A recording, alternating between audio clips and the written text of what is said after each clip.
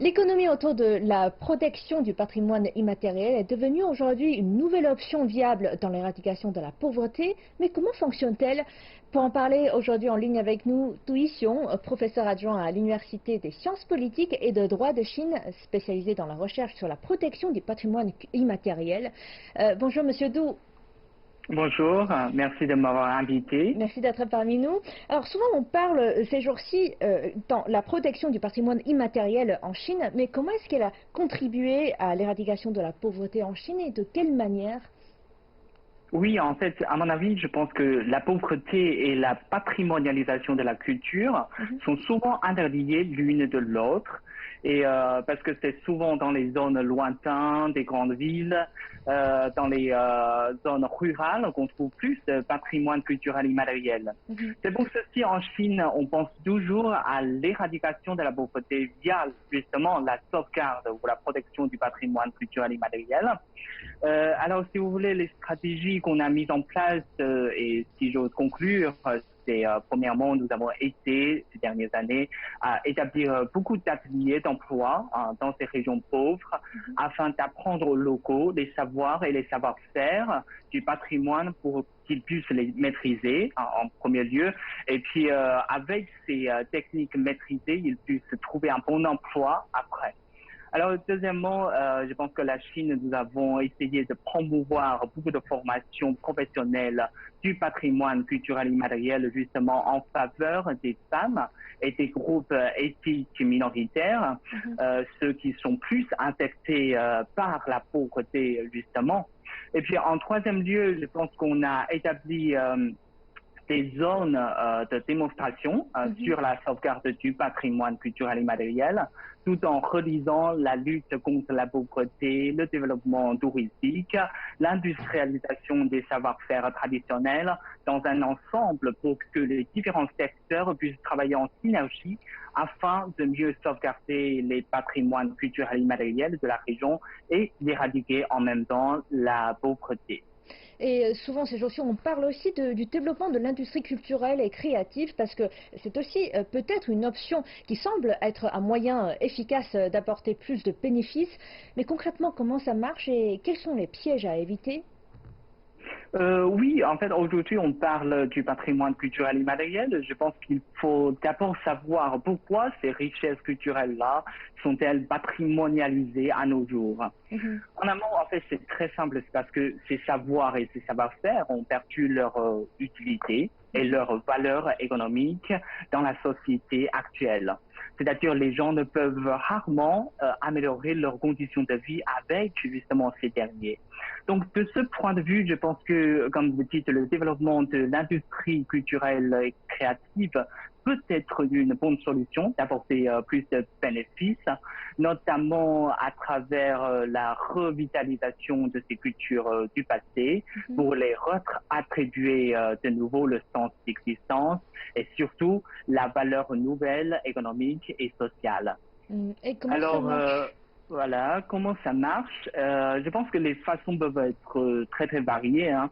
Alors, à mon avis, je peux justement citer quelques exemples. Par exemple, on pourrait faire industrialiser certains artisanats du patrimoine qui peuvent encore décrocher le marché. Avant, la fabrication de ces derniers était notamment par la main, mais aujourd'hui, on pourrait très bien faire venir les machines et les nouvelles technologies pour faire augmenter grandement la productivité de ces savoir-faire. Et puis, en deuxième lieu, je pense qu'on pourrait utiliser certains éléments de ces patrimoines culturels immatériels pour les employer dans des nouveaux contextes. Par exemple, je sais que dans les secteurs de luxe et Mhm. du design, on cherche souvent des savoir-faire patrimoniaux pour les employer dans leurs produits ou fabriquer des produits dérivés. Et au niveau du marché, cela semble assez attirant auprès de la Jeune jeune génération. génération. Mhm. Et puis en troisième lieu, je pense qu'on pourrait symboliser certains patrimoines culturels et matériels pour qu'ils puissent devenir, par exemple, les portes d'identité, les cartes de visite Mhm. d'une ville, d'une région, d'un pays. Puis on encourage les secteurs du tourisme et l'industrie du divertissement, c'est-à-dire l'industrie du cinéma, des jeux vidéo, des programmes télévisés, etc., à utiliser justement ces propriétés intellectuelles dans leur propre création culturelle. Oui, donc c'est bien nombreux et vous avez donc justement parlé de ces différentes possibilités. Vous avez tout de suite cité trois possibilités justement comment on peut faire pour promouvoir l'économie locale. Alors quels sont les pièges à éviter? Parce que depuis 10 ans, je pense que beaucoup de provinces, beaucoup de villes sont en train d'essayer de mettre en œuvre toutes ces stratégies, mais quels sont les pièges, quels sont les problèmes qu'ils ont rencontrés? Mhm. Alors, les pièges à éviter, personnellement, je pense que c'est de trouver le juste milieu, c'est-à-dire la balance en fait entre la sauvegarde de quelque chose du passé et l'invention de quelque chose de moderne, de nouveau. Parce que si notre focus, enfin parfois je dirais, parfois notre focus est trop sur la créativité et les profits économiques de ce genre de création, on risque d'oublier parfois notre point de départ. Ces patrimoines culturels immatériels risquent parfois d'exister que de nom. Donc, si c'est le cas, je dirais la condition de vie de ces héritiers et des praticiens de ces patrimoines ne serait peut-être pas vraiment améliorée. Donc, pour moi, je pense que c'est vraiment pertinent de trouver la balance, en fait, entre la création et la sauvegarde. D'accord. Et je voudrais aussi attirer votre attention sur l'éducation professionnelle, parce que c'est une éducation qui est très importante dans les régions reculées et ça reste essentiel pour les locaux parce que c'est une étape décisive dans l'acquisition d'une technique qui leur permettra de sortir de la pauvreté. Mais aujourd'hui, apparemment, plusieurs réformes sont en cours dans ce milieu éducatif. Pouvez-vous nous indiquer un peu de quoi vraiment il s'agit, de quel genre d'éducation et comment contribue-t-elle au développement économique local? Oui, justement, comme vous avez évoqué tout à l'heure, c'est à travers la formation professionnelle et l'éducation vocationnelle de qualité, les apprenants s'équipent des savoir-faire et des savoirs nécessaires qui leur orientent vers un travail décent, qui leur permettent de sortir justement de la pauvreté.